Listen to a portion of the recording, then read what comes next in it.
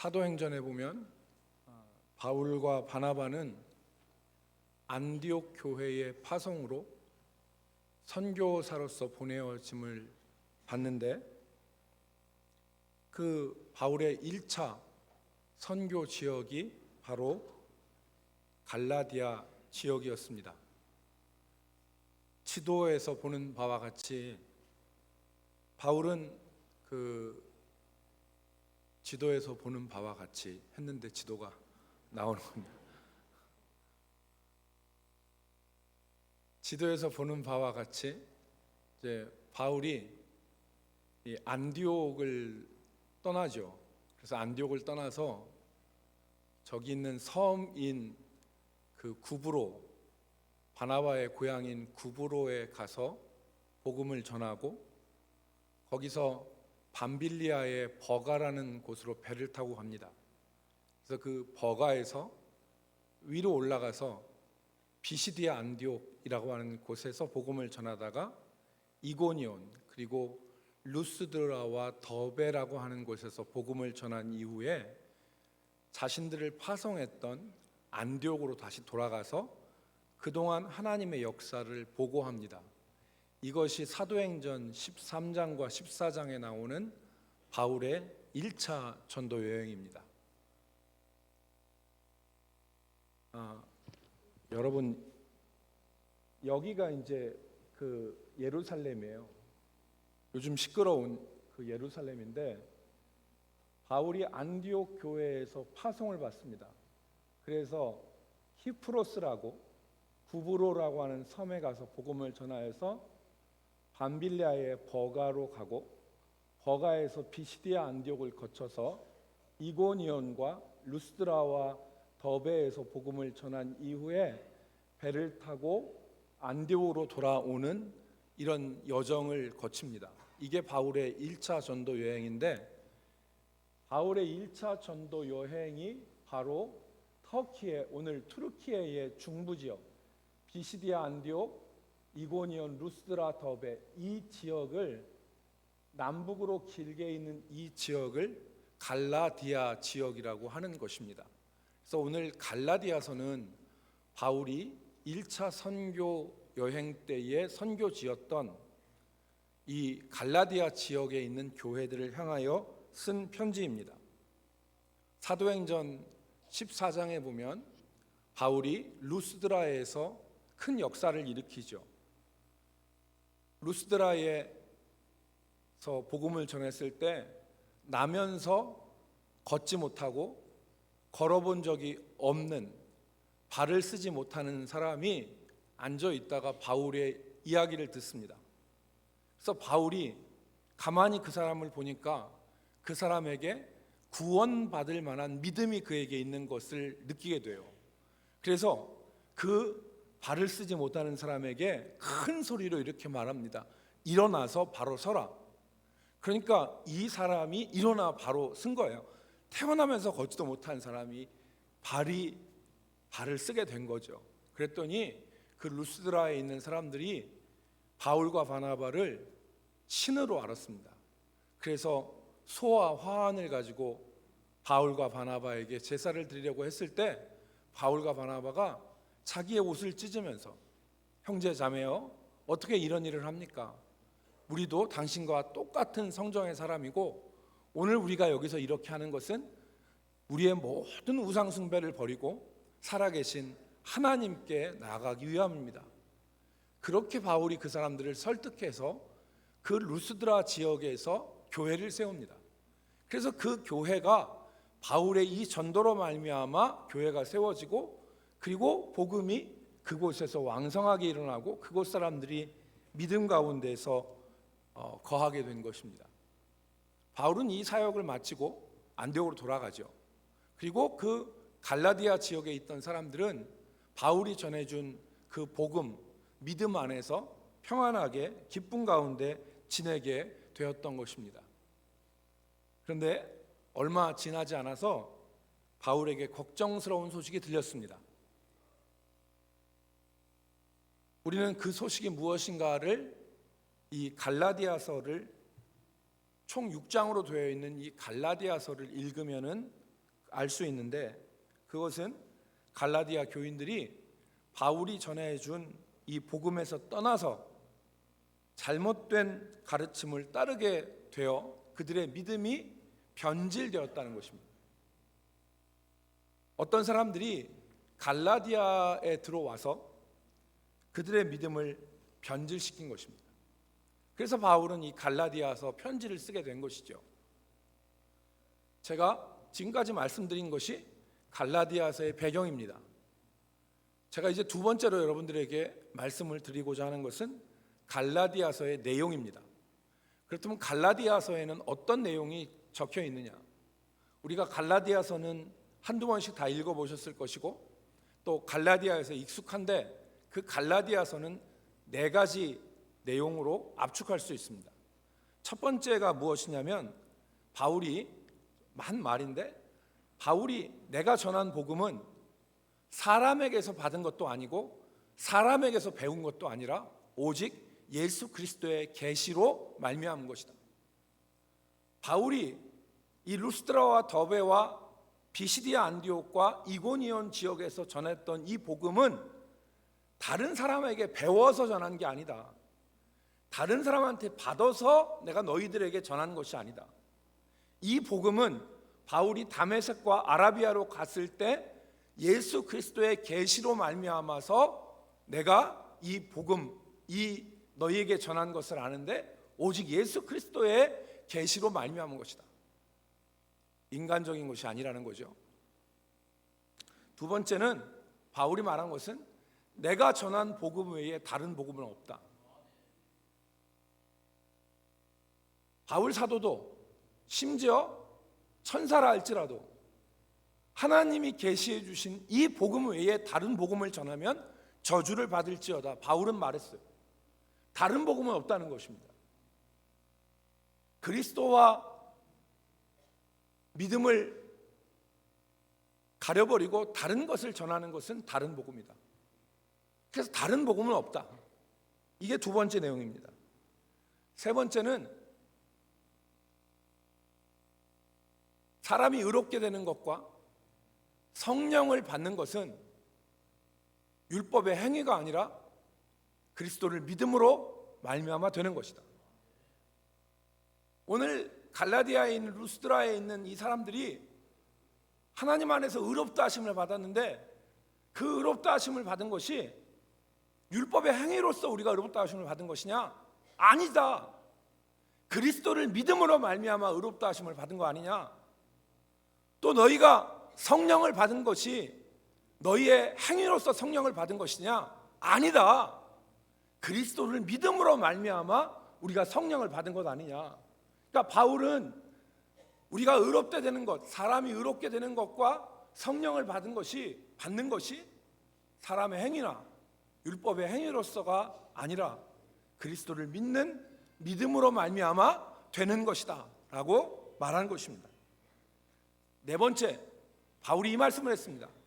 다시 율법으로 돌아가지 말고 성령을 따라 행하라. 갈라디아 사람들은 하나님의 은혜를 깨달은 다음에 다시 자기를 의지하기 시작했어요. 그래서 자기가 뭘 하고 자기가 한 것을 내세우고 자기 자랑을 하고 믿음 안에서 나는 내 믿음이 이렇게 훌륭하다 막 이런 자랑을 하면서 자기의 행위로서 의롭다함을 얻으려고 다시 노력했던 거죠. 그래서 바울은 뭐라고 했습니까? 그들에게 다시 율법으로 돌아가지 말고 성령을 따라 행하라. 약속의 자녀가 아니라 종의 자녀처럼 율법으로 돌아가지 말고 성령을 따라 행하는 사람이 되라. 이게 갈라디아서의 내용입니다. 다시 자기 자신을 의지하고 율법의 행위로 돌아가면서 교회 안에서 자랑하고 교회 안에서 자기 의를 드러내려고 했던 사람들에게 바울이 말한 것입니다. 다른 복음은 없다. 사람이 의롭게 되는 것과 성령을 받은 것은 율법의 행위로 되는 것이 아니라 하나님을 믿는 믿음으로 말미암아 되는 것이다. 믿음을 통하여 그리스도의 은혜를 받는 것이다. 그것이 사람에게 유일한 생명이 되는 것이다. 이렇게 편지를 쓴 것입니다. 갈라디아서의 가치는 여기에 있습니다. 갈라디아서는 다른 어떤 복음보다도, 어떤 편지보다도 믿음이라는 것이 무엇인지를 가장 선명하게 드러냅니다. 믿음이 무엇인지 그걸 가장 선명하게 드러내는 편지가 성경이 바로 갈라디아서입니다. 두 번째로는 오늘 믿음 생활하는 우리들에게 예수 그리스도를 알고 주님 오실 때까지 주님의 나라 가는 이 과정 속에서 우리가 때로는 자기를 의지하고 믿음의 길에서 벗어나서 우리의 모습이 흐트러질 수 있는데, 그때 갈라디아서는 우리에게 우리의 믿음을 바른 길로 인도하는 교정의 역할을 합니다. 그래서 갈라디아서는 매우 중요한 거예요.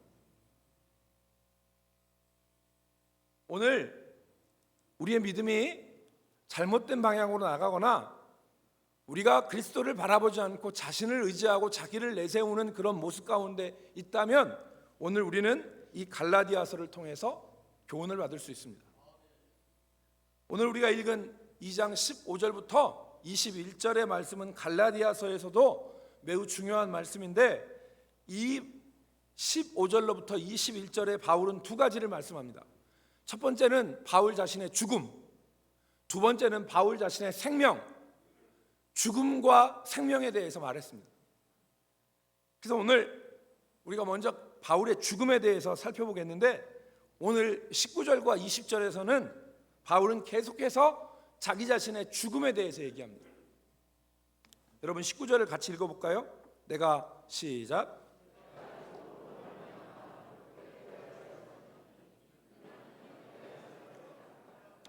바울은 내가 율법에 대해서 죽었다 그랬습니다. 그리고 이어지는 20절은 우리가 잘 아는 말씀이죠. 내가 그리스도와 함께 십자가에 못 박혔나니 그런즉 이제는 내가 사는 것이 아니요 내 안에 그리스도께서 사는 것이라. 바울은 두 번이나 자신을 죽었다고 얘기했어요. 여기서 죽은 것은, 그리스도와 함께 십자가에 못 박혀 죽은 것은 누구냐면 바울의 옛사람입니다. 율법 안에서 의롭다 하심을 얻고 자기 자랑을 하고 자기를 내세우는 옛사람 바울은 죽었다는 거예요.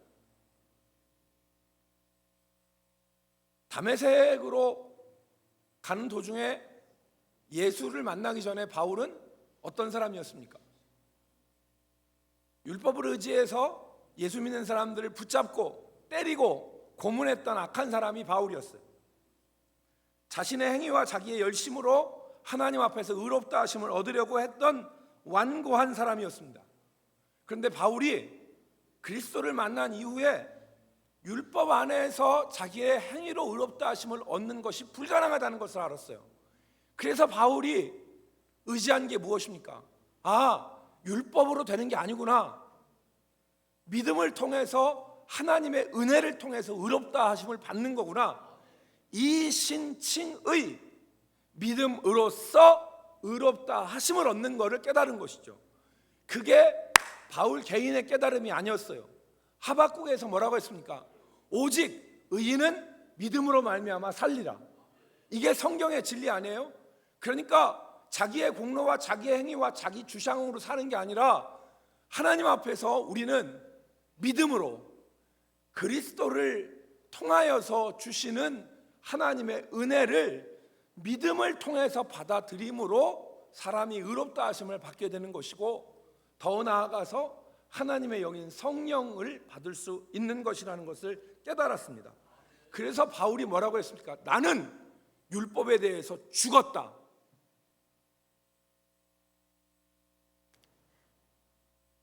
문맥을 살피면 내가 율법으로 말미암아 율법에서 죽었다 이렇게 얘기하는 것보다 나는 율법에서 떠났다, 나는 율법을 버렸다 이렇게 말하는 것이 훨씬 더 자연스럽습니다. 나는 율법을 버렸어, 나는 율법에서 떠났어 이렇게 얘기하는 게 훨씬 자연스럽거든요. 그런데 바울은 두 번이나 오늘 죽었다고 그랬어요. 난 율법에서 죽었다. 이게 무슨 말입니까? 그만큼 철저한 단절, 철저한 분리를 의미하는 것입니다. 나는 더 이상 옛사람에 대해서 소망을 가지지 않습니다. 나는 더 이상 나의 옛사람에 대해서 미련을 두지 않습니다. 나는 옛사람에 대해서 완전히 죽었습니다. 그런데 지금 갈라디아 교인들이 다시 옛사람으로 돌아간 것입니다. 그리스도를 의지하는 믿음에서 떠나서 다시 자기 자신을 신뢰하기 시작한 겁니다. 여러분, 오늘 우리도 마찬가지 아닙니까? 오늘 설교 제목을 다시 읽는 갈라디아서와 복음이라고 저는 정했습니다. 우리 믿음 가운데 우리가 예수를 알고 구원을 받고 의롭다 하심을 받았는데 어느 순간에 우리 마음, 우리 자신 가운데서 옛사람의 모습이 나타나고 자기 육체를 신뢰하고 자기 자신을 의뢰하여서 온전한 믿음에서 떠나고 하나님의 은혜에서 멀어진 생활을 하는 모습들이 우리 가운데 있기 때문에 오늘 우리는 다시 갈라디아서를 읽을 필요가 있고 다시 복음을 생각할 필요가 있는 것입니다. 그래서 우리가 이 갈라디아서를 통해서 다른 복음이 아니라 바른 믿음, 다른 믿음이 아니라 바른 믿음 가운데 서야 되는 것입니다. 어떤 사람들이 오해하기를 내가 그리스도와 함께 죽었다고 하니까 예수 믿는 사람은 자아가 없다고 생각하는 거예요. 여러분, 요즘에 자아가 얼마나 중요합니까? 여러분, 어린애들이 공부를 해도요 자기 주도 학습이라는 걸 해요. 남이 시켜서 공부하는 건 효과가 없어요. 어린애들도 학생들도 자기가 있어서 자기 주도 학습을 해야지 공부가 성적을 내고 공부가 잘 돼요. 그런데 예수 안에서 자기가 죽었대요. 이것은 자아가 없어지는 게 아니에요. 자기의 옛사람이 죽는 거예요. 자기의 옛 성품이 죽는 거예요. 예수 믿기 전에 했던 못된 성품, 못된 일, 못된 자아, 고집스러운 자아, 다른 사람 말은 안 듣고 자기의 고집만 부리는 못된 그 자아가 십자가에 못 박혀서 죽는 것입니다. 그렇지만 자아는 살아 있어야 돼요. 그렇지 않으면 우리가 어떻게 믿음 생활합니까? 여러분, 만약에 우리 자아가 없으면 우리가 어떻게 기도해요? 자아가 없는데 어떻게 기도합니까? 하나님의 형상으로 지음받은 한 영혼으로서 하나님 앞에 선자로 우리가 살아가는 거잖아요. 그런데 내 자아가 없어지면 우리가 책임 있는 한 영혼으로서 하나님 앞에 어떻게 설면서 살아갑니까? 그런데 구원파 같은 곳에서는 자아가 없어요. 하나님이 다 하셨다고 그래요. 성령께서 다 하셨다고 하는데 이 얘기가 겉표면으로 들으면 듣기 좋은 것 같은데 진짜는 그건 자아가 없는 거예요. 성령께서 역사하셔서 내가 하나님께서 주신 내 생각과 이성, 마음, 감정, 결단을 가지고 하나님 앞에 사는 겁니다. 그러므로 바울이 죽었다고 하는 것은 내 자아가 아니에요. 옛 자아예요. 옛 성품이에요.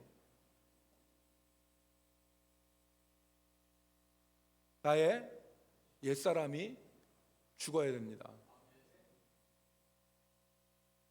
옛사람을 떠나는 정도, 옛사람을 버리는 정도가 아니라 옛사람이 죽어야 된다는 거예요. 그게 오늘 우리가 건넘지 말고 생각해야 될 하나님의 말씀의 진리인 것입니다. 오늘 우리가 예수를 믿지만 신앙생활을 하지만 우리의 믿음에서 이 죽음의 과정을 생략하고 예수를 믿는 사람들이 너무 많아요. 예수를 믿지만 옛사람이 죽지 않고 그냥 예수를 믿어요. 예수를 믿어도 죄를 끊지 않고 악한 일에서 돌이키지 않고 예수를 믿습니다. 예수를 믿어도 옛 성품을 버리지 않고 옛사람이 죽지 않고 예수를 그냥 믿습니다. 오히려 예수를 믿어도 옛 성품이 더욱더 완고해지게 남는 거예요. 그래서 예수를 믿지만 옛사람이 죽지 않고 옛사람, 완고한 옛사람이 강화되어져서 죄악된 길에서, 죄된 길에서, 악한 길에서 그 일들을 계속하면서 하나님의 은혜를 말하고 믿음을 말합니다. 그러니까 그 삶이 어지럽고 혼란스러운 거예요. 죽어야 되는데 죽지 않고 옛사람이 죽어야 되는데 옛사람은 그대로 가지고 있으면서 하나님의 은혜를 얘기해요. 하나님의 은혜를 말해요. 그러니까 혼란스러운 거죠. 오늘 우리 안에 끊지 못한 죄와 돌이키지 못한 악이 있다면, 우리 안에 죽지 못한 옛사람이 있다면, 오늘 우리는 갈라디아서에 우리의 마음이 머물러야 됩니다. 우리 육체는 누구도 신뢰할 수 없어요. 우리 육체는 누구도 신뢰할 수 없고, 우리 옛사람은 반드시 죽어야 됩니다.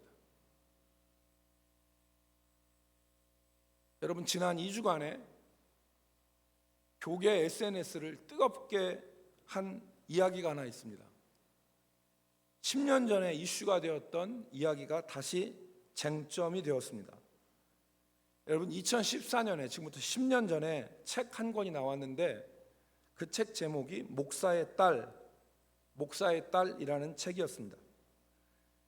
이 책의 저자는 2014년 당시 70세가 넘은 박혜란이라는 분이었어요. 이 박혜란이라는 사람은 1941년생으로 서울대학교 공대를 졸업하고 여자분인데, 미국에 가서 건축가로 활동하다가 음악 공부를 하고 미국 중부에 있는 이 덴버라고 하는 덴버 신학교에서 신학 석사와 신학 박사를 마치고 2008년에 독립교단에서 목사 안수를 받은 분입니다. 그런데 특이한 것은 이분의 아버님이 한국교회의 기둥과 같은 박형룡 박사와 더불어서 한국교회의 정말 기둥 같은 신학자였어요. 존경받는 목회자였습니다. 고인의 명예를 위해서 그분의 이름은 말하지 않는 것이 좋겠습니다. 이 책에서 박혜란은 자신 가족의 슬픈 가족사를 말했습니다.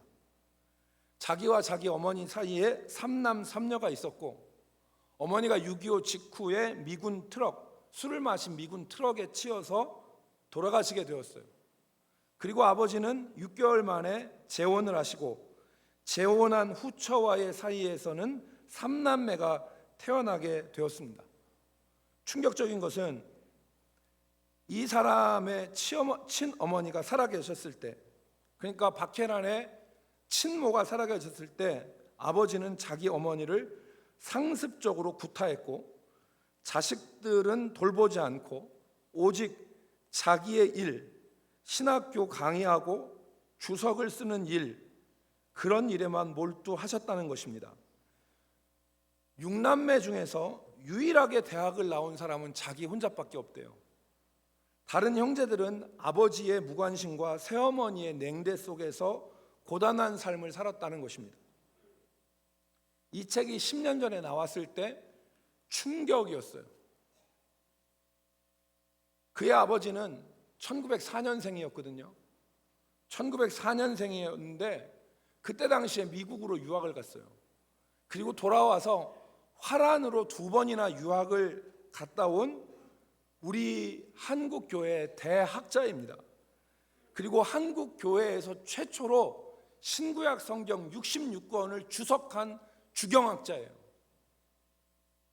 학생들을 가르치고 퇴근 이후에 매일 2시간씩 그 기도굴에 가서 기도하고 가난한 신학생들을 헌신적으로 돌보는 성자와 같은 분이셨는데, 그분의 가족사가 예상치 못한 것이었어요. 그것도 다른 데서 이런 얘기가 나오는 게 아니라 친딸에 의해서 한 권의 책으로 이 얘기가 나왔습니다. 그때 당시의 반응은 2가지였어요. 하나는 어떻게 이럴 수가 있느냐, 이건 아무런 말도 설명되지 않는다 하는 얘기였고, 다른 하나는 책 속에 설명되지 않은 다른 사연이 있을 것이다.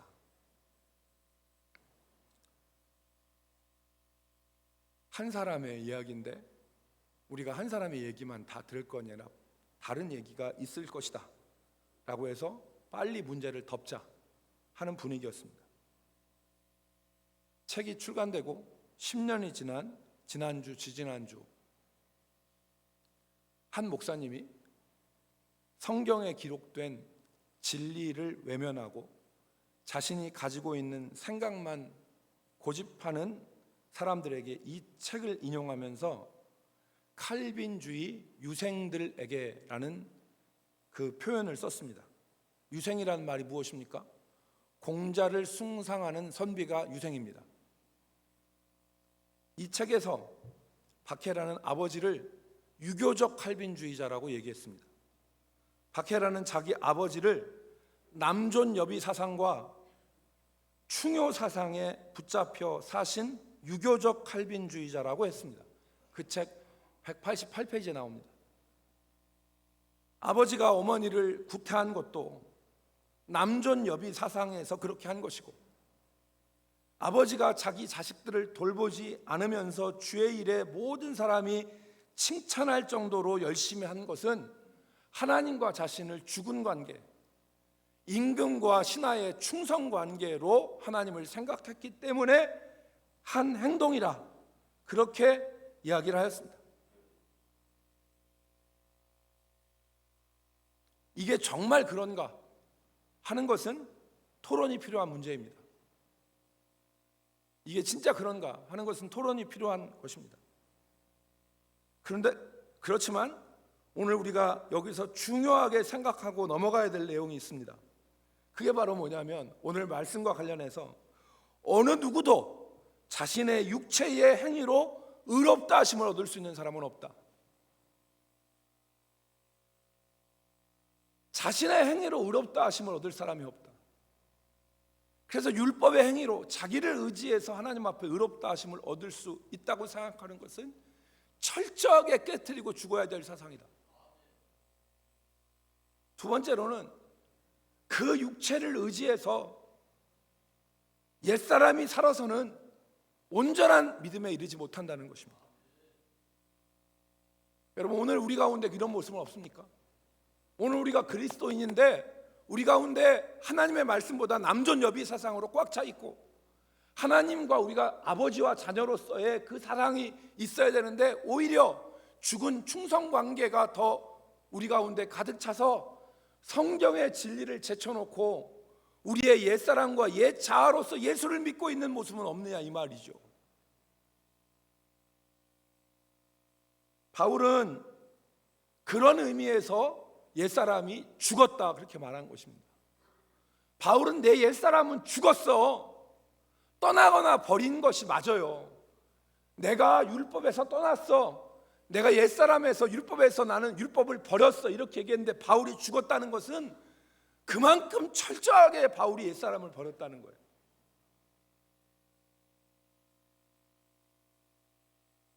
저는 이 말씀을 읽으면서 제가 유교적 그리스도인, 세속적 그리스도인, 더 나아가서 무속적 그리스도인이 되지 않기를 간절히 소망했습니다.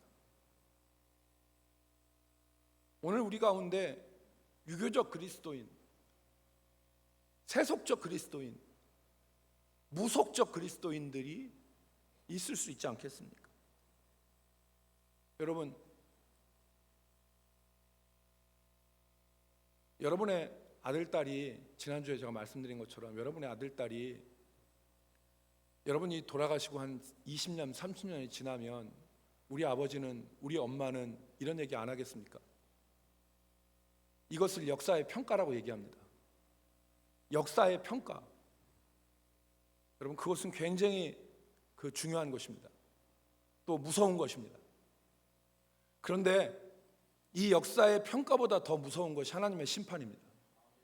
하나님 앞에 설 때 우리가 얼마나 옛사람을 버렸는지, 우리가 얼마나 그리스도 안에서 믿음 가운데 주를 의지하고 살았는지.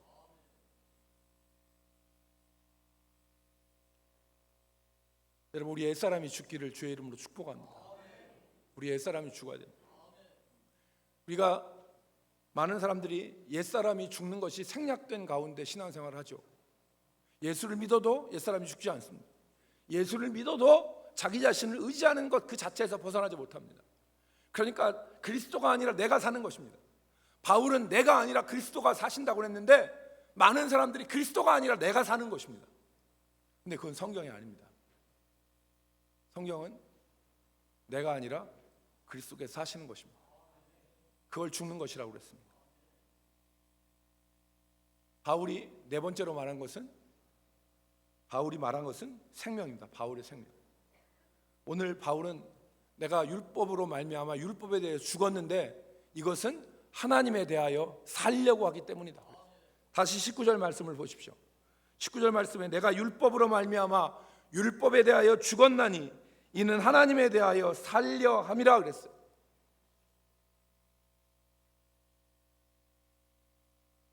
바울은 자신을 향하여서 사는 게 아니라 하나님을 향하여서 살기를 소망했습니다. 우리의 믿음은 진행형입니다. 우리의 믿음은 진행형이죠. 그리스도를 알고 구원을 받은 이후에 우리의 믿음이 즉시로 완성되는 게 아니에요. 우리의 믿음은 자라가는 것입니다. 우리의 옛사람이 죽고 그 죽은 옛사람 위에서 그리스도를 닮은 새 사람으로 지어가는 거예요. 그런데 불행한 것은 뭐냐? 옛사람이 안 죽어. 그리고 그 위에 새 사람이 자라지도 않아. 그런 가운데 일평생을 옛사람에 붙잡히고 옛사람에 의해서 의지하여 살아가는데 믿음을 얘기하고 은혜를 얘기하는 거예요. 여러분, 이게 얼마나 불행한 일입니까? 제 아들이, 제가 이 세상을 떠난 다음에 제 아들이, 우리 아버지는 온통 자기 고집으로 꽉 찬 사람이었어. 우리 아버지는 세속적인 목사였어. 이런 얘기하면 어떻게 될 것 같아요, 여러분?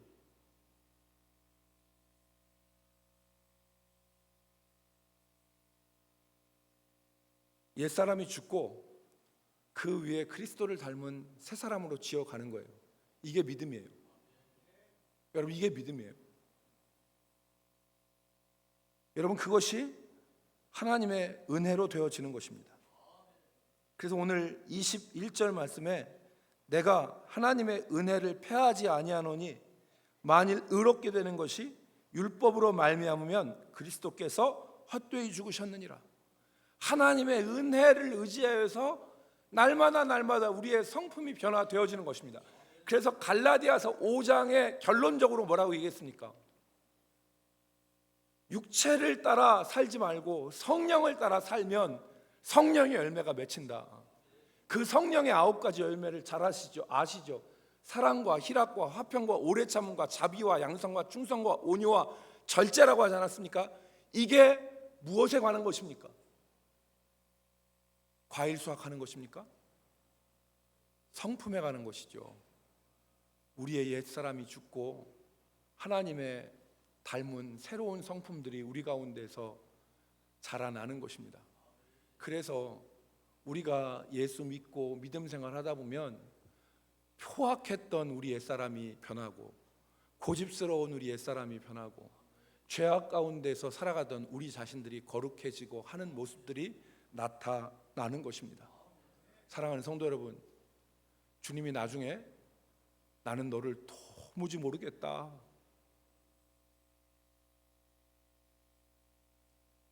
나는 너를 도무지 모르겠다, 이런 얘기 안 들어야 돼요.